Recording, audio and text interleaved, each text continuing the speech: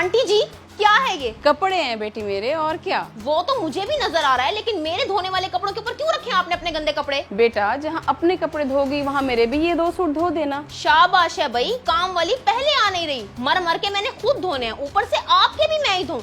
माजरत आंटी जी, खुद धो लें, 2 सूट ही तो हैं। बेटी मेरी शुगर लो थी सुबह से, वरना खुद ही धो लेती।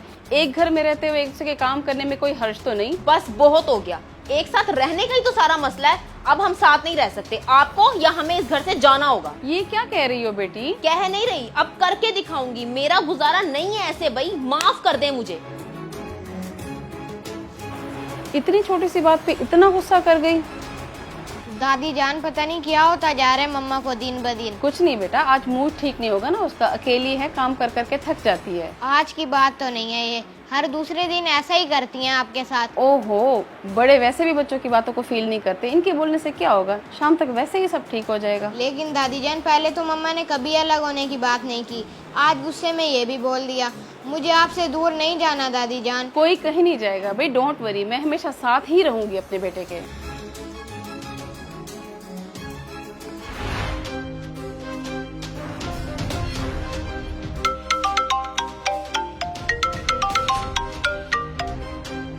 हेलो। हाँ बेटी कैसी हो? मैं ठीक नहीं हूँ अब्बू, मेरा कोई फैसला करवाएं बस। क्या बात है, फैजान से कोई बात हुई है क्या?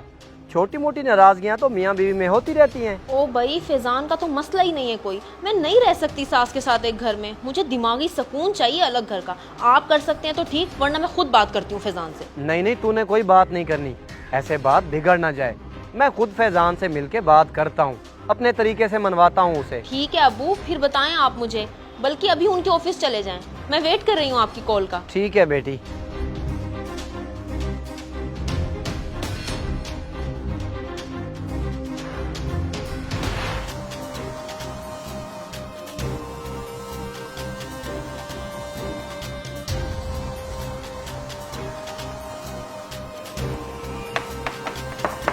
फैजान बेटा आ सकता हूँ? अरे अंकल जी, आप आए आए, अचानक से आना हुआ आपका, राब्ता ही नहीं किया आपने।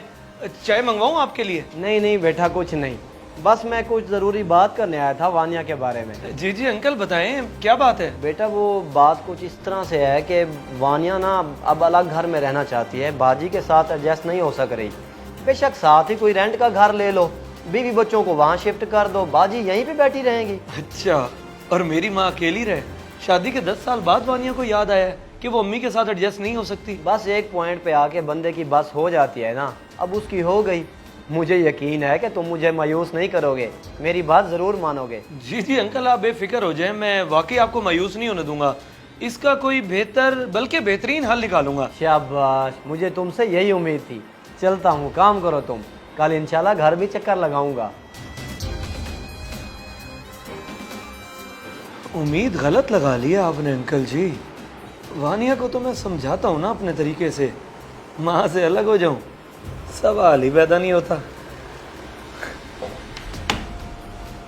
जी अब्बू, क्या बना, क्या कहते फैजान? ये हो सकता है मेरी बात टाले, बहुत ही अच्छा लड़का है फैजान। चलो शुक्र, कमाई भी मेरे शोहर की हो और जलालत भी हमें ही है इस घर में। अब तो अलग होके ही सुकून होगा। ऐसे ही है, बस तूने ऐसी वैसी कोई बात नहीं करनी, अपना मूड ठीक रखना है फैजान से, तेरी तरफ से कोई मसला ना हो। नहीं होता अब्बू, बस अब तो उनके घर आने का इंतजार है।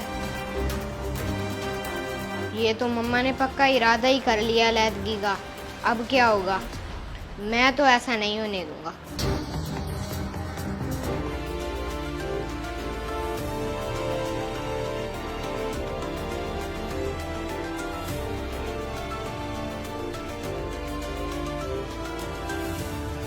बाबा मम्मा को पता नहीं क्या हो गया है, दादी जान के पीछे ही पड़ गई हैं। हाँ बेटा, पता लगा है मुझे कि आज फिर कोई इशू हुआ है, लेकिन आज तो बात हद से ही बढ़ गई है। बाबा दादी जान को कभी दूर नहीं करना हमने, वो हमेशा हमारे साथ रहेंगी। बिल्कुल बेटा, कहीं नहीं जाने वाली वो, हम भी उनके साथ ही रहेंगे। बस इसमें तुम्हें मेरा साथ देना होगा। ओके? ओके बाबा, मैं हर तरह से साथ दूंगा आपका।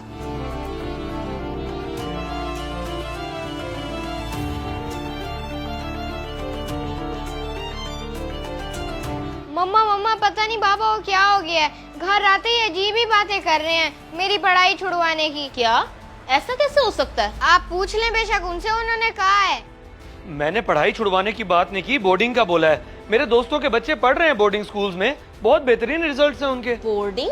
क्या हो गया आपको? हमारा बेटा बोर्डिंग जाएगा क्या? सबके बच्चे पढ़ने जाते हैं, चलो अच्छा है ना, पढ़ाई की तरफ फोकस हो जाएगा इसका। अच्छे से तैयारी करो बेटा, माइग्रेशन करवाऊं तुम्हारी यहाँ के स्कूल से बोर्डिंग में, महीने में एक दफा मिलने जाया करेंगे इसे। एक दिन? ऐसी चीज का फैसला आप खुद कैसे कर सकते हैं फैजान? इकलौता बेटा है हमारा, ऐसे कैसे खुद से दूर कर दें? क्या हो गया आपको?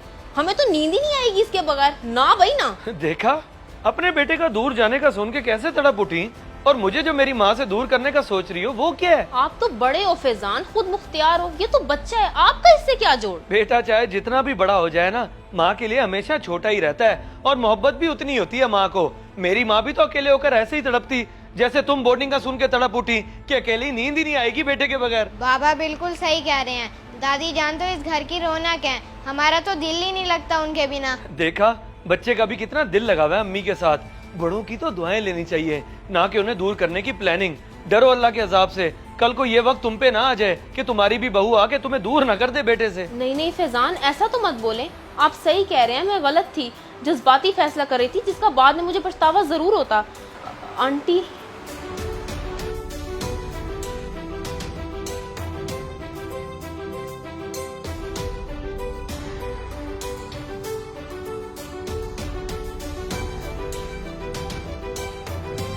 अरे आंटी जी, आप कपड़े क्यों प्रेस कर रही हैं? छोड़े छोड़े।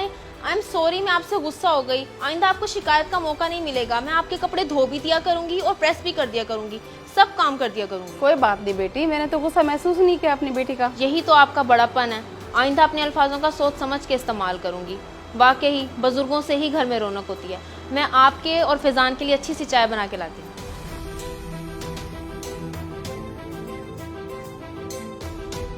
अगर वीडियो पसंद आए तो जरूर शेयर करें, शायद आपकी वजह से किसी की इस्लाह हो जाए।